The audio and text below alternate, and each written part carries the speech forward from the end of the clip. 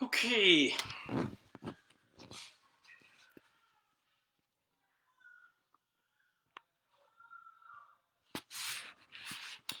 Okay, so shalom and welcome to this week's lecture.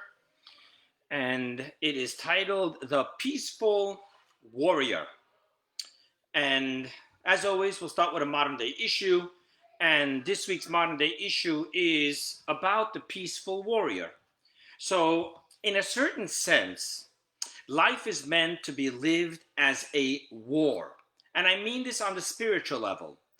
Dawning back to the birth of our nation, when our matriarch Rachel was pregnant and she went to the prophet because of her immense pregnancy pains.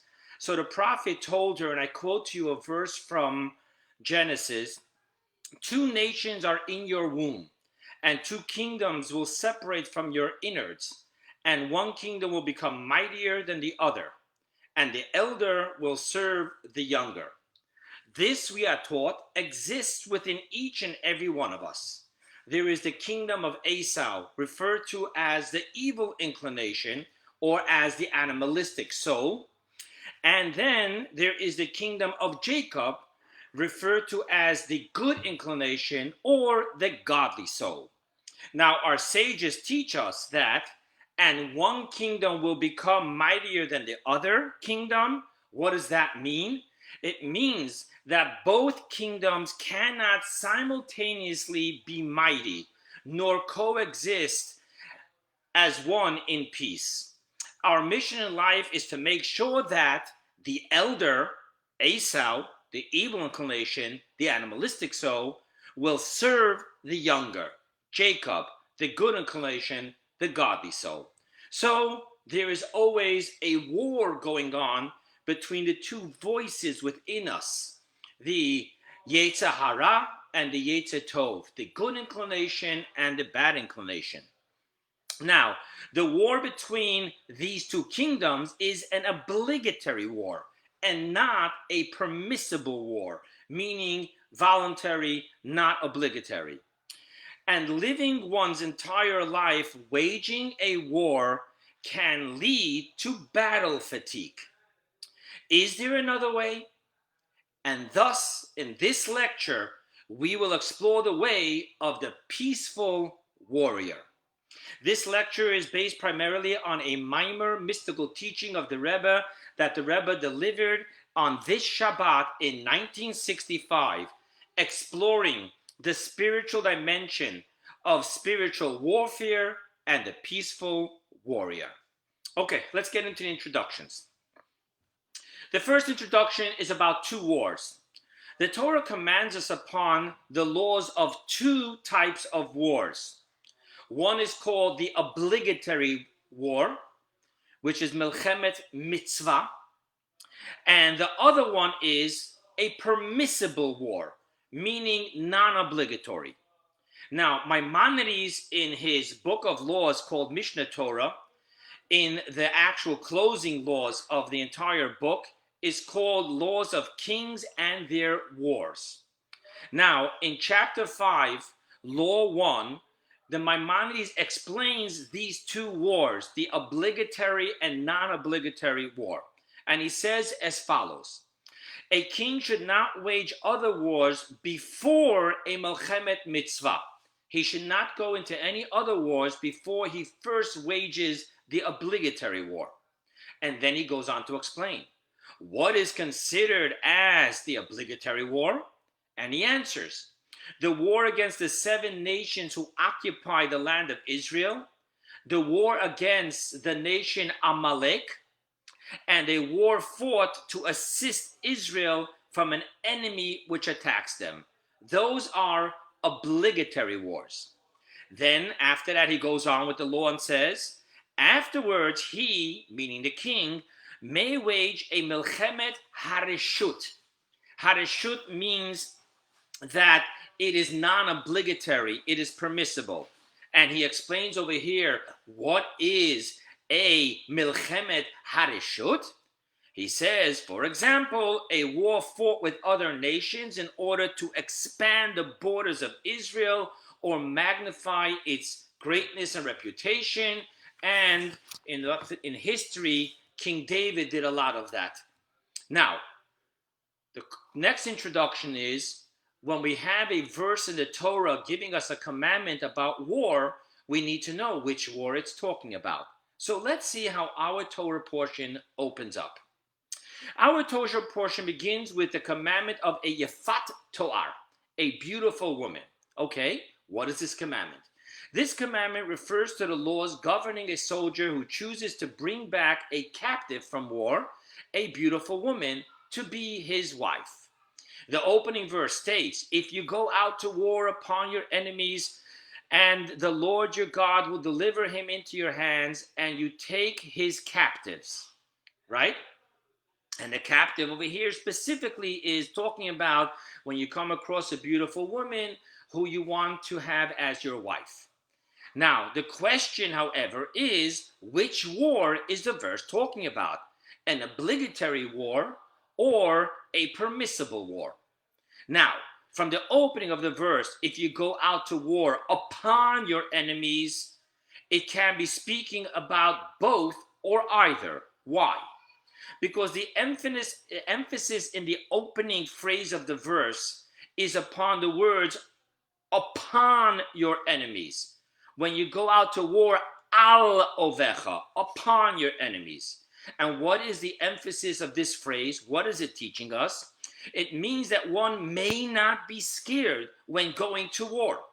For the emphasis, he has to realize that this war, he is coming from above his enemy, not equal or definitely, God forbid, not lower, but coming from upon your enemy. What does that mean? What this means is, practically speaking, it is commanding us to see that it is not our war, it is God's war. And thus we see our enemy not as they stand mighty or weak in comparison to us, but as they stand in comparison to God. This is, as we were commanded in last week's Torah portion, there's a verse there that says, when you go out to war against your enemies and you see a horse and a chariot, and it goes on to talk about not being afraid. Now, our sages want to know, what do you mean a horse, a chariot, singular? That's not what you're going to see when you go out to war. And the answer is that, to quote Rashi, in my, God's eyes, they are all like one horse.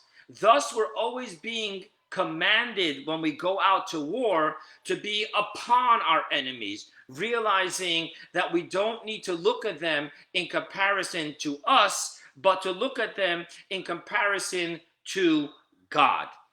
Now, I actually just want to share with you a saying. It's a beautiful, famous saying that says, do not tell God how big your problems are. Tell your problems how big God is. It's that same notion. Now, that is the opening phrase, which applies to all wars, the obligatory and non-obligatory. However, let's look what the second phrase of that verse is. And it says over there, and you take his captives. Now, this is a proof that we are speaking specifically of a permissible war, a non-obligatory war. Why? Because from an obligatory war, one is not allowed to bring back any live captives. And thus, Rashi, upon this verse of our Torah portion, where it talks about bringing back a beautiful woman as a wife, he clearly says, and I quote, the verse here is referring to an optional war, non-obligatory, since in reference to the obligatory war to conquer the land of Israel, it would be inappropriate to say, and you take his captives, because it has already been stated regarding the 7 nations of Canaan, from these people's cities, you shall not allow any soul to live. So just to share with you, in the obligatory war of conquering Israel, you should know that the law is that you first send them the opportunity to leave in peace, saying that this is the land of Israel that God gave us, and we're giving you the choice to move. Even when you go to war with them, The Torah tells us you can only circle it from 3 sides, not to close them in, always giving them a chance to escape. So when we say you're not allowed to leave any of them to live, it means if they choose not to leave, they choose to go to war, then God commands us that they may not remain alive in the land of Israel, lest we learn from their ways. So over here, it's impossible to take a captive and make her your wife. Now, this is in the simple story of the opening commandment of this week's Torah portion. And just to let you know, parenthetically speaking, it's just telling you the laws that you cannot mistreat a female prisoner of war. If you want her to be your wife, you have to marry her, or your son marries her, and then she has all the laws of a Jewish wife with all the obligatory protection and caring for and all of that. You're not allowed to sell her to anyone else. You either marry her and give her the respect and protection of a wife, or you let her go free. Now, I want to share with you the spiritual, mystical side of this commandment, in which we always speak everything within us. Within us there is the war, within us there is the enemy, within us there is the beautiful woman captive. What does all that mean? So now we're going to turn to a teaching from the Alter Rebbe, Rab Shneur Zalman of Liadi. And he tells us as follows. He begins with quoting a line from the Zohar. The Zohar says, Eis Tzelusa, the time of prayer is a time of war. And thus the Alter Rebbe says that we are talking here about the war of prayer. Now, what is the war of prayer? To understand this, we're going to go back to the origin of prayer. So our sages say in the Talmud, prayers were instituted based on the daily offerings, the sacrifice that was sacrificed in the Holy Temple. Now, what is the spiritual dimension of a sacrifice when we talk within ourselves? So the point of a sacrifice is to take an animal, to place it upon the altar. It should be consumed by the heavenly fire upon the altar, right? So you slaughter the animal and then you bring it upon the altar. What does that mean in our dimension that we're talking about? So over here we're talking about the animal is the animal soul within us, the animalistic soul, the egocentric paradigm. And we have to bring that onto the altar of God, to have it consumed by the fire of passion, pleasure, love, and desire, the spiritual one, the divine one, the theocentric one, the selfless one. Now, this is the mystical meaning of the opening phrase of our verse. If you go out to war upon your enemy, remember we mentioned before the emphasis is al ovecha. You should know that you're not coming up to your enemy, you're not coming parallel to your enemy, but you're coming from upon your enemy. Now I want to share with you a deeper mystical insight to those words, upon your enemy. And that is that the verse is telling us, according to the Alter Rebbe, al ovecha, look upon your enemy. And what that means is look up and see the origin of your enemy. What is the origin of the enemy? Don't see it as it's being today manifested as an enemy. Look at this in its spiritual source. Where does this enemy come from? We know that Job says, "Mipi elyon lo teitzei haraot." From above there comes no evil. Everything is pure. Everything is holy. It's just the way it evolves. It goes through contractions and concealments and separations that it can manifest itself in freedom of choice to be used as evil. But in its spiritual source, everything is holy and pure. And now that we understand that the war that we're waging in prayer is the war of sacrifice, the war of having our egocentric, self-centered, sometimes narcissist perspective of passion, love, pleasure, desire, we need to have that transformed into the fire from heaven upon the altar, which means the theocentric, the selfless love, passion, desire. Now let's understand, where does the origin of the animalistic soul egocentric paradigm come from? And where does its power of love, passion, and pleasure originally come from? And for this, we're going to turn to the book of Ezekiel. The book of Ezekiel, the prophet Ezekiel, begins in chapter 1 with a prophecy which he calls the prophecy of the chariot, which refers to his vision of the spiritual dimensions of God's throne. Now, you'll see over there the chapter. I have a link. You can read up upon it. But what's important for us is he talks about the faces of animals upon the chariot. And I'll read to you the verse in Ezekiel. It says as follows, verse 10. And the face of a lion was on their right, to the four of them. And the face of an ox to their left, to the four of them. And the face of an eagle was to the four of them. Right? And he goes on to say those three animals. Now, what does it mean that there are faces of animals in heaven upon the chariot of God? So what it really means, according to Kabbalah, is that each one of these animals and its position, right, left, is all referring to ministering angels. For example, the lion that is on the right, which is the side of kindness, is the archangel Michael, Malach Michael. The ox, which represents in this vision strength on the left side, strength and justice, the ox represents angel Gabriel, Malach Gabriel. And then you have the eagle, which refers in the verses to compassion, a different angel. Now, so what we're seeing here is that up there, when we refer to animal, we're referring to Behema Rabbah, an interesting concept that I explained in previous lectures, but it talks about the angels as the magnitude, the great animals, and each one manifests a different emotion, whether it be kindness, justice, compassion.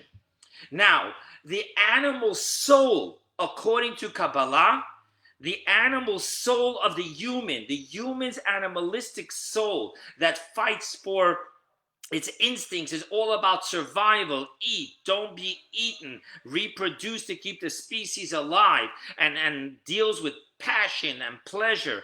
All of that comes from the origin of our animalistic soul, comes from those animal faces on the chariot, which means it comes from the archangels. Now, when we talk about this, obviously the angels are absolutely pure. There is no freedom of choice. There can be no sinning.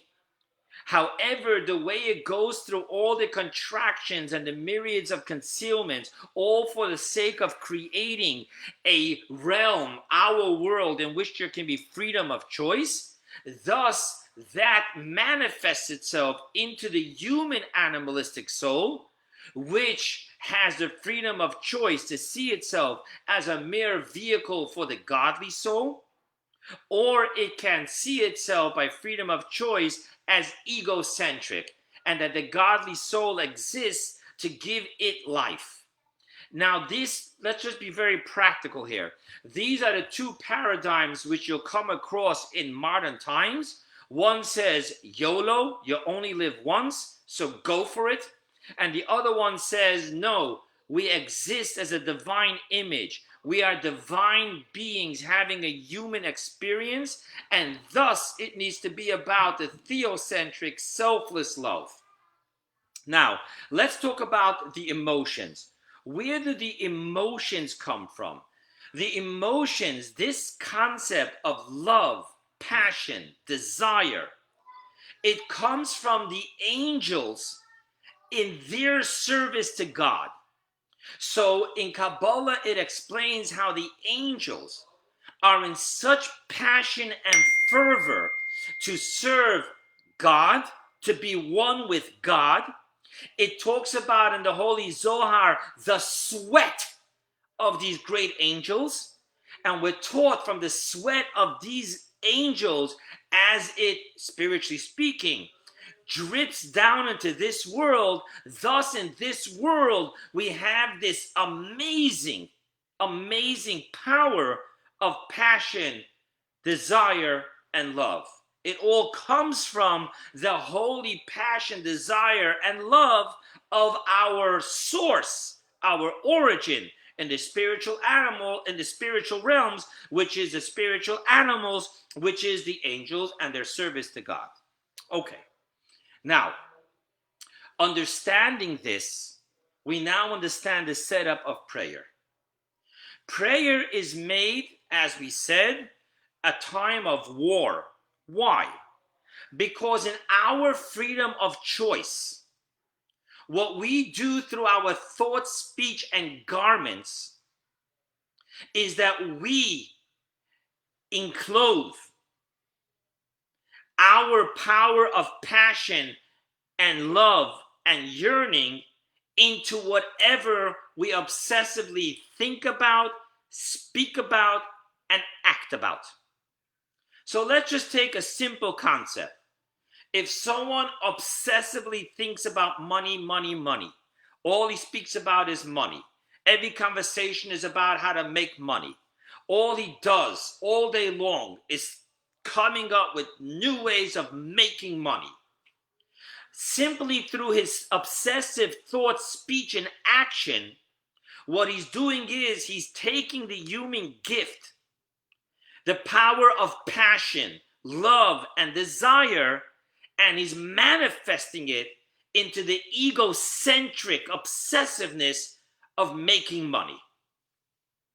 The power of prayer is the war to be able to cut down that obsessive thought, speech, and action, which is now a prison for that godly gift of passion, pleasure, love, and desire, so that we can free them and return them to where they need to be, which is in the selfless relationship with our fellow man, with the world, and with God. And that happens in the ladder of prayer. And now I want to point out specifically how this works. The moment of love in our prayers is primarily in the experience of the Shema Yisrael, Hear, O Israel, God is our God, God is one. Blessed be his glorious name and sovereignty forever and ever. And what's the verse right after that? V'ahavta et Hashem Elokecha. And you shall love God, your God. Now, interesting enough, our sages say that before you say that Shema, in order to be able to really embody and experience it, you should first say two blessings. Blessing number one before the Shema, and blessing number two before the Shema. Now we'll understand the mystical secrets of those blessings. In blessing number one, we talk about the source of our animalistic soul, which is the angels, and how the angels serve God. Let's go ahead and see. I'm going to actually read to you from that first blessing before the Shema. Quote, you, capital Y, you fashion angelic spirits to serve you. In purity and sanctity, they raise their voices in song and psalm, extolling and exalting, declaring the power, praise, holiness, and majesty of God. In unison, chanting with reverence, Kadosh, Kadosh, Kadosh, holy, holy, holy are you, God of hosts, whose glory fills the world. I want to read you further. As in the prophet's vision, soaring celestial creatures roar, responding with a chorus of adoration. Baruch kevod, Baruch Shem kevod malchuto, lo'olam va'ed. Praise be the glory of the Lord throughout the universe. So first we're focusing on the source of the human experience of power, passion, pleasure, desire. And where does that come from? the passion, pleasure, and desires of the source and origin of our animalistic soul, which is the angels in their fervent roar, I quote what we just said. Barash Gadol, in the great big roar, they scream out and cry to God passionately, Kadosh, Kadosh, Kadosh, Baruch Shem Kevod Malchuto L'Olam Va'ed. So the first thing we do is that we meditate and concentrate. Where does passion and pleasure come from? It comes from above. And then let's go on to the next blessing. After we discuss and we realize what passion, pleasure, desire is really all about, then we talk about God's love to us. And I read to you from blessing number 2 before the Shema. Deep is your love for us, Lord our God, boundless your tender compassion. And only after looking al ovecha, upon your enemy, upon the egocentric passion, desire, and love that pulls us astray, when we look upon it, and again, mystically speaking, upon it means look up to where it comes from. And we realize it comes from the holy passion, desire, and love of the angels towards God. And then we go ahead and we understand the reflection of God's deep love to us. Only then can we truly say, Hear, O Israel, God is our God. God is one. Blessed be his glorious name and sovereignty forever. And then go ahead and say, and love God your God with all your heart, with all your soul, and with all your might. Because through cracking the prison of the selfishness, the obsessive thought, speech, and actions of me. I want power, I want fame, I want money, I want glory. By going ahead and cracking that and seeing where the true gift of passion, desire, and pleasure comes from and what it's meant to be as a godly being having a human experience, then we're free to say, I love you, God, with all my heart, with all my soul, and with all my might. Now, we understand what the verse is talking about. Now we understand when it says when you go out to war upon your enemy and you find a beautiful woman who you want as your wife. Now we understand. The beautiful woman is our animalistic soul. And our power of passion, pleasure, and desire, the way it is in its beautiful divine form. And when we come across this notion, this experience of love, desire, and passion as it's meant to be, you want to take it as your wife. 1 second, this isn't my enemy. This is my greatest gift. I want to make it my wife. I want to experience true, theocentric, selfless passion in life. And passion in life in its theocentric sense is to help others, to think about others, to think about all of God's creations, all of God's creatures. That's who I want to become. That's what I want to marry.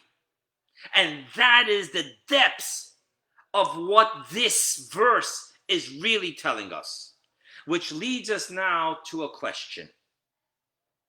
Because originally I quoted to you from Rashi that we're talking about a voluntary war. But according to the spiritual understanding of this war, the war of prayer, the war of freeing the prisoners of war, that beautiful woman that was taken captive by the enemy, namely the beautiful power of passion, pleasure, and desire, and to bring it back home. So 1 second, according to the Alter Rebbe, this is not a non-obligatory war. This is the obligatory war of life. This is what life's all about. to go to war with the egocentric prison, obsessive thought, speech, and action, and to go ahead and to free it and to transform it. The whole point of life is to be able to take the beautiful gift of passion, desire, and love and bring it back home to its theocentric, selfless form. That's not a non-obligatory war. That's an obligatory war of life. And thus we have the question, according to the way the Alter Rebbe explains to us what this verse is really talking about, it is the most obligatory war of human life. The whole reason why the soul descended into this world, to transform the animalistic soul, the true power of passion, from egocentric to theocentric, from self-centered to selfless, from thinking only about me to thinking about everyone else. And now let us begin the lecture. So the bulk of the lecture really was just handled in the introduction. Now we'll be able to let it flow and see how this works. So as always, I share with you what are the mystical concepts we're going to talk about. Mystical concept number 1, the peaceful warrior, Torah study. Number 2, the double rows of Elul. And number 3, 2 levels of prayer and of Torah study. And now let the amazement of Hasidus begin. So we're going to talk about the peaceful warrior, which is Torah study. The answer to our question, that being that the spiritual dimension of war is the war between the Esau and the Jacob within us, the animalistic soul, the godly soul, the egocentric, the theocentric, the selfish and the selfless. Now, how can you say that such a war is non-obligatory? So we're going to explain what that means. And I'm going to tell you the answer in one line. It's because there's another way to win this battle. And that is through the peaceful warrior way. So if there's a peaceful way, then the way of war is not obligatory. That's the answer. Because we have 2 ways. There's the peaceful way and the way of war. And if there's a peaceful way, then the way of war is not obligatory. And now let's understand what this means. Okay? So it is the choice of each soldier, you, I, everyone, to choose which way they want, the way of war or the way of peace. And of course, we're speaking spiritual war. So let's go ahead and understand this. Hasidus explains that there are 2 ways through which we can curb, refine, and transform our animalistic soul's self-centeredness. One is from below to above. And what that means in the world of Hasidus, when we talk about from below to above, it means that we engage with the enemy. We're getting down and dirty, so to speak. We're engaging with the enemy in close combat. And that is what the Zohar says when it says the time of prayer is a time of war. In other words, you're engaging with that side of you, which is obsessively thinking, speaking, and acting with self-centeredness. Money, for example, we're using for today this example of what would be the egocentric obsessiveness. Now, when you engage with it and you fight it from within, that's called from below to above. And that's what prayer is all about. To engage with the enemy, to understand the enemy, to see the source of the enemy, to see the nakedness of the enemy as the way it is in its beautiful, original, holy source. And from there to transform it. That's from below above. That's a war. Because you need to go into combat with it. You need to curb it. You need to stop the obsessiveness. You need to question the obsessiveness. You need to redefine the obsessiveness. Thus, that is called from below to above, and that is an engagement of battle, of war, and that's what the Zohar means. A slusa, the time of prayer, is a time of war. However, there's another way. There's a way which is not from below to above, but from above shining down upon the below. And this is what King David speaks about in his book of Psalms, chapter 55, verse 19. And I quote to you, He, meaning God, He redeemed my soul with peace from the battle that came upon me. And there's another verse towards the end of our Torah portion, which states, it will be when the Lord your God grants you respite from all your enemies around you. Again, peace. And so to the verse in Leviticus, and no sword shall pass through your land. And our sages say that no sword means not even a sword of peace. And Rashi explains it means they will not come even to pass through your land from one country to another. There will be total peace. So there's a way of the peace, the peaceful warrior. And what is this? How do we transform the animalistic soul and its obsessiveness in the theocentric thought, speech, and the egocentric thought, speech, and action, which takes prisoner our beautiful power of passion, love, and desire into its egocentric prison? How do we do that from above? How do we break that and transform that? And the answer is through Torah study. And therefore, we find that concerning the Torah, what does the verse say? What does King Solomon say in Proverbs? It says, its ways are ways of pleasantness, and all its paths are peace. What this means is that when one studies Torah, the divinity light within the Torah draws and reveals the divinity into the studier's soul. And that it gives the power to curb, to nullify the evil inclination, and transformation of the animalistic soul takes place in a peaceful fashion of bederech memela. What that means is on the way anyway. It happens like automatically.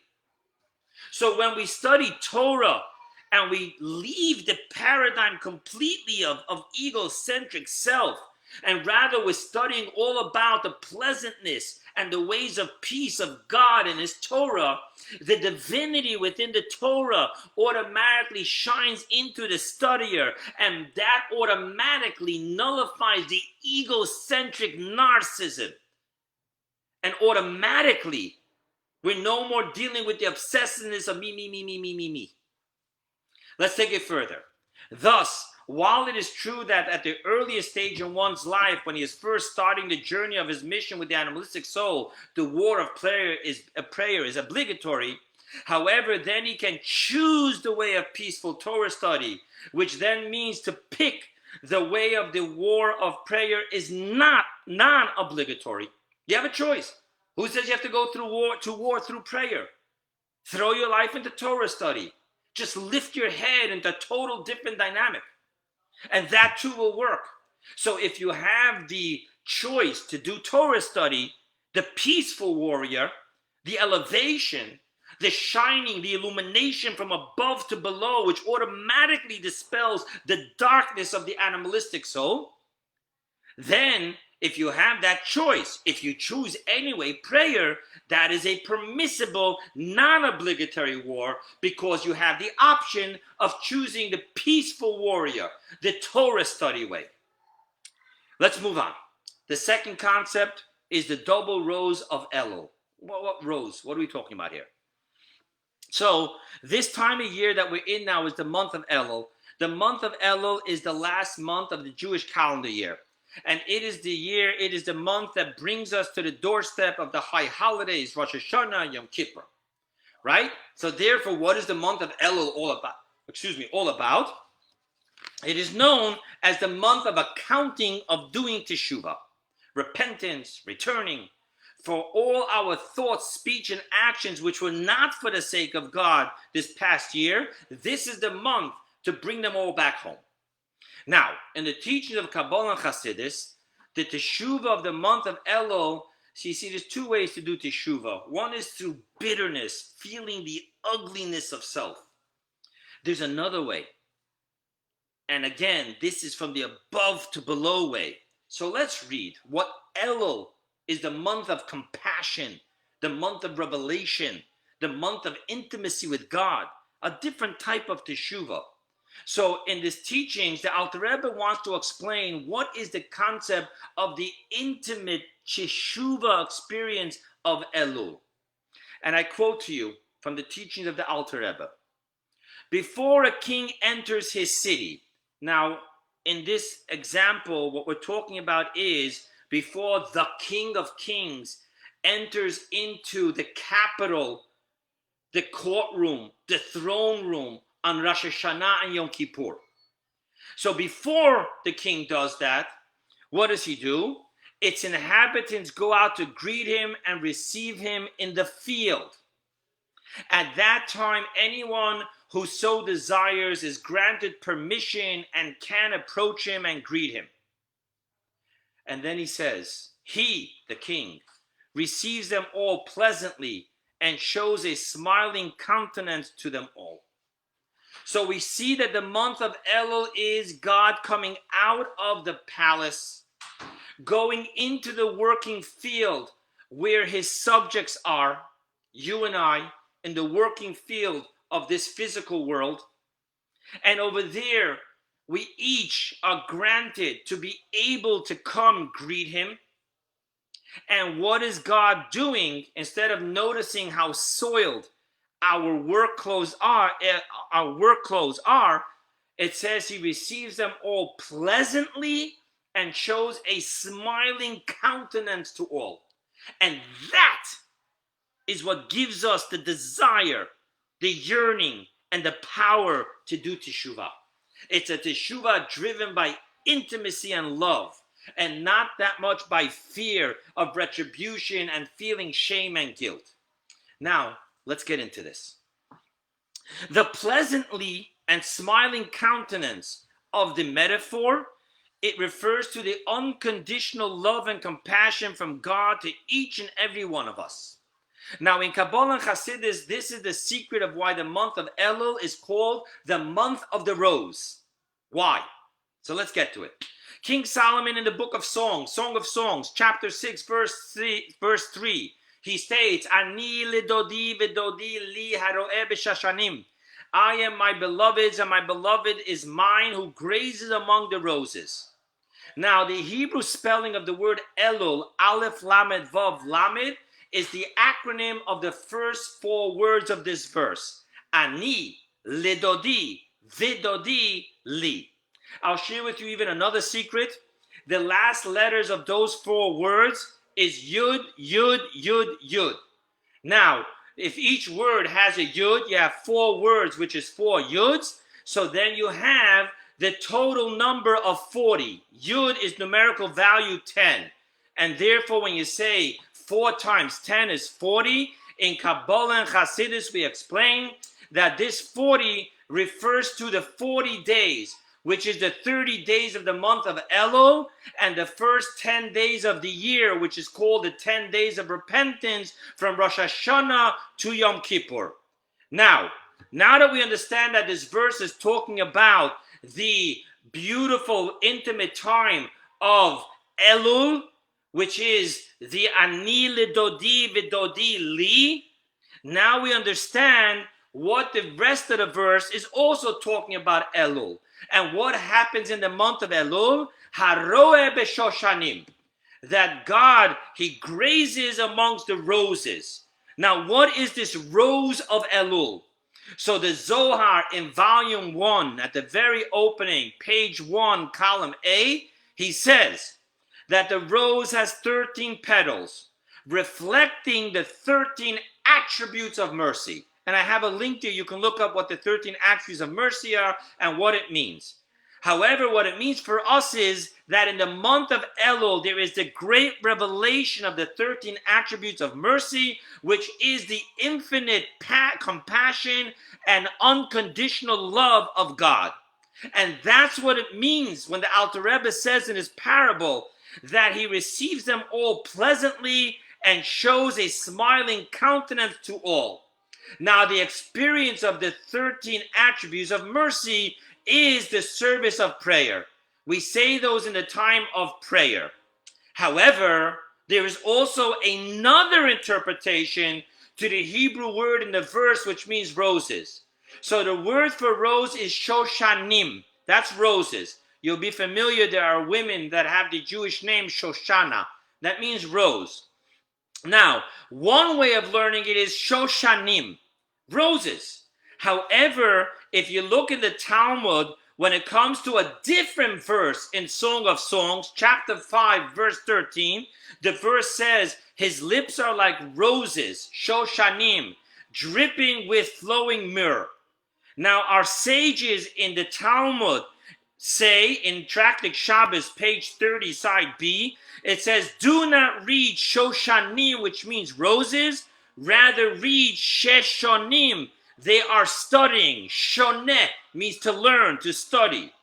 And the Zohar therefore says upon our verse, Ani ledodi v'dodi li, haroe b'shoshanim, that b'shoshanim, what does it mean? That he grazes amongst the shoshanim. Don't read that it means roses, but read that it means the studiers. God in the month of Elul grazes amongst those who study Torah. Thus, we now have in the month of Elul both formats of the teshuvah that we were talking about before. The 13 attributes of mercy through prayer. Prayer is war. The Zohar says the time of prayer is the time of war.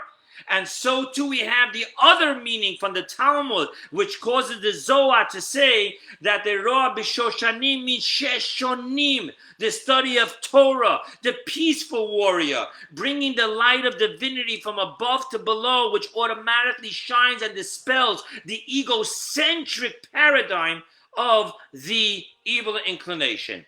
So therefore we see that the month of Elul is connected to this week's Torah portion, going out to war, which means that it's only a non-obligatory war, because you can choose to transform your passion, obsession, through the war of prayer, the 13 attributes of mercy, or through the study of Torah, the peaceful warrior. And now let's go to the last concept that we're going to talk about, which is the 2 levels of prayer and of Torah study. From what we just said, we explained that prayer is the way of war. I'm sorry, just 1 minute. Sipa, please ask him to stop playing piano. Now, I'm sorry about that, guys. I'm in my sister's house. I'm here for a wedding, and there's a lot of action going on. Going back to what we're talking about, we pretty much defined that prayer is war, and Torah study is the peaceful warrior. Now I want to share that if you really want to get nitty-gritty and take it to the next level, you'll find that in prayer there is both peaceful and war, and in Torah study there is both peaceful and war. And this makes everything so much more beautiful by telling us that in the month of Elul, we should use the peaceful way, the non-obligatory, the peaceful way of prayer and the peaceful way of Torah study. And let's see what that means. So we spoke about the 13 attributes of mercy, which is the war of prayer. Let's see what that means over here. Now, the 13 attributes of mercy, the 13 petal rose, has 2 dimensions. There's the dimension of the rose in Elul, and there's the dimension of the rose in Yom Kippur, the white rose. So in Yom Kippur, you'll remember that we sing so many times the 13 attributes of mercy. Hashem, Hashem, Tel Rachum V'chanon Erech Apayim. However, Kabbalah and Hasidus tell us that there's 2 different dimensions between the rose, the 13 attributes of mercy in the month of Elul, and in the month and in the day of Yom Kippur. The day of Yom Kippur is the aftermath of the 40 days of Teshuvah. And thus, V'dodi li is the way God belongs to me. That experience of the intimacy of Yom Kippur. However, the 13 attributes of the first part in Elul, that is Ani ledodi. That is the 13 attributes of mercy which is shining upon us to arouse us and to empower us to do teshuvah. That means within the 13 attributes of mercy, there is two dimensions. There is that which is the aftermath of the below to above. However, there is also that which is the from above to below, which is that process of empowering us, shining upon us from above. That is the peaceful prayer. The prayer which is aroused by God, awakens our heart to reach out to Him and to pray to Him. So in prayer you have the peaceful way, being aroused from above to want to change. And then there's the way from below to above, the war in which you face the mirror and look at yourself and ask yourself, is this what I'm meant to be? So you have a choice, prayer of war, prayer of peace. Torah study also has both. In Torah study, you have two parts of the Torah. You have the revealed Torah, which is the Talmudic methodology in the power and the process of elimination to define the laws. And the law is going to define for us the difference in the kosher and the non-kosher, the pure and the impure, the integrity and the deceit. And thus the Talmudic study is called in Kabbalah the tree of knowledge. The tree of knowledge has both good and evil, and it teaches and defines for us the parameters of good, the parameters of evil, and the laws pertaining to each of them. So that study of Torah is more the Torah of war. However, then there is the hidden Torah, which is called the tree of life. And I want to quote to you what the Zohar says about this. But from the side of the tree of life, the hidden Torah, there are no questions of the side of evil and no disputes from the side of impurity. Thus, the study of Hasidus, the mystical, the hidden, is the peaceful warrior. Over here, we're not dealing with the evil and the good and the fight and the disputes and the purity and the impurity, the other side, the holy side. Rather, what we're dealing with here is only the revelation of divinity, of Hashem Echad, the higher levels. And now we understand that when we talk about Elul, when we talk about the rose of Elul, we're talking about the empowerment, the intimate experience of peaceful prayer and peaceful Torah study. And with this, we will now close. In closing, let us return to our modern day issue, which we opened up with. A life of war must lead to battle fatigue. Dayenu, enough. How can we just live in war and war and war? And thus the Torah tells us, especially in these times, our generation, after so much suffering, millenniums of torture and exile, we're tired. And thus we're taught that in these times, especially in the month of Elul, it is a time to engage in an abundance in the ways of the peaceful warrior, the peaceful prayer, and the peaceful study of Hasidus. My friends, may each and every one of you, each and every one of us be inscribed in the book of life, the book of peace, the book of redemption, the book of health and abundance and love and selfless, beautiful, kosher and pure passion and desire. Shana Tova.